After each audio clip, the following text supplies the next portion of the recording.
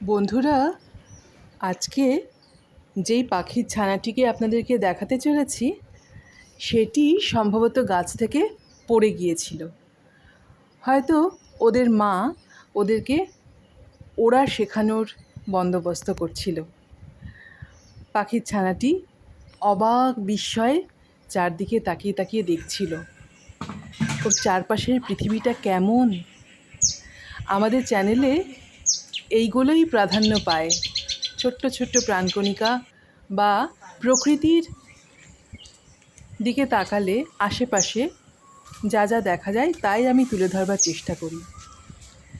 আর পাখির যে বাসাটি দেখাচ্ছি সেটি অবশ্য অন্য জায়গায়, এই পাখির সঙ্গে তার কোনো যোগাযোগ নেই।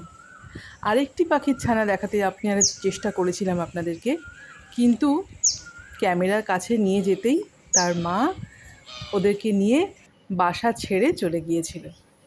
ওদের মা, কী আর করা যাবে, পাখির ছানাদের দেখতে মজা লাগে, পাখির বাসা দেখতেও ভীষণ ভালো লাগে।